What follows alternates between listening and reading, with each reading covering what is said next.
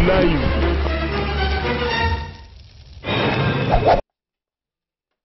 L'accord cadre signé à Addis Abeba par 11 chefs d'État africains en présence du secrétaire général de l'ONU est une étape majeure à franchir.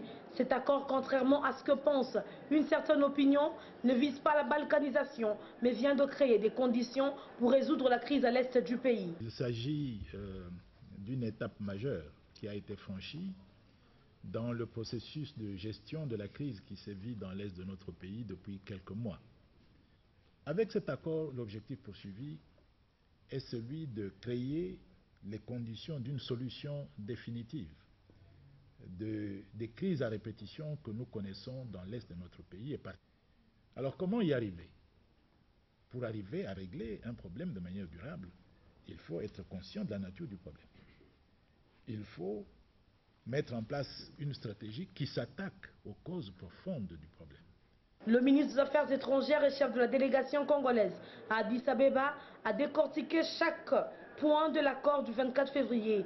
6 engagements pour la RDC et 7 pour le pays voisin. Raymond Tshibanda confirme que rien ne vient surcharger le programme de travail de la RDC. Au contraire, la RDC est sur la bonne voie. Qu'y a-t-il de nouveau concernant les engagements de la République démocratique du Congo? Qu'y a-t-il d'extraordinaire là, qui ne fait pas partie du programme du gouvernement, qui ne fait pas partie de la vision du chef de l'État, qui n'est pas déjà en cours de mise en œuvre? Quand on dit on a tout demandé à la République démocratique du Congo, on n'a rien demandé aux autres. Je me demande, mais nous parlons du même texte ou bien d'autres choses?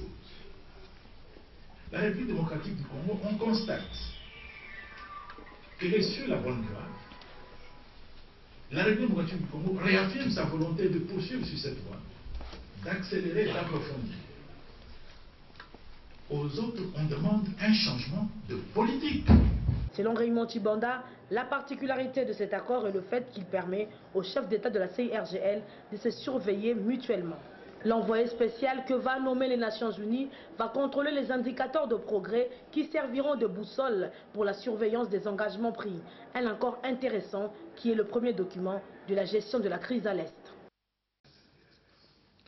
L'accord cadre dont le ministre vient de nous parler avec force détail, ainsi que tous les autres engagements internationaux auxquels le président de la République et son gouvernement ont été négociés au nom de et dans l'intérêt du peuple congolais. Le peuple congolais qui a confié à Joseph Kabila Kabange un mandat de garant de la souveraineté du pays, conformément à la Constitution de la République. Et les seuls bénéficiaires dont il faut se soucier dans l'analyse de ces textes sont en premier et dernier ressort les populations congolaises, martyrisées par une guerre qui dure, faut-il le rappeler, depuis 1998. Et rien dans ce qui se met en place dans ce cadre ne peut s'écarter de ces prescrits contenus dans le mandat populaire reçu par le président Kabila, aussi bien en 2006 qu'en 2011. À l'étape des questions et réponses, le ministre des Affaires étrangères a rassuré le média qu'il n'y a pas de lien entre cet accord et les pourparlers de Kampala. Kampala va poursuivre son bonhomme de chemin, cela dépend de l'évaluation que fera la CIRGL. Kampala va se poursuivre, mais il est clair que Kampala ne peut pas rester un exercice indéfiniment ouvert. Bien qu'à un moment, on amène Kampala à sa conclusion.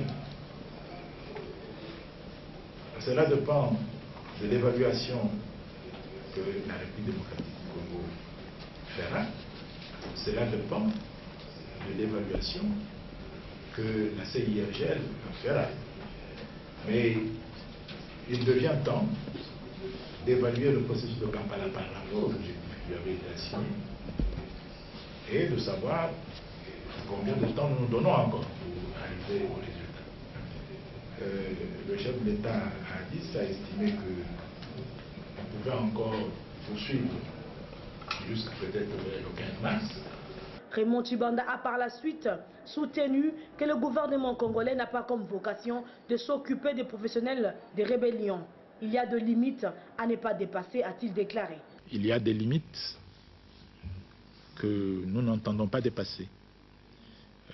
Par exemple, quel sens y aurait-il à accorder à la même personne l'amnistie pour une troisième fois?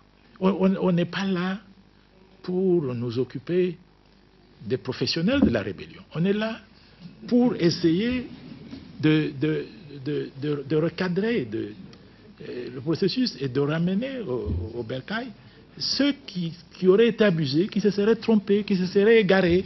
Lambert Mende Omalanga n'est pas allé parler d'eau de la cuillère. C'est au chef de l'État de fixer la date des concertations générales. Il n'y aura pas de médiation internationale et ces concertations se dérouleront à Kinshasa. L'accord du 24 février est un remède pour guérir le mal infligé à la République démocratique du Congo. Live.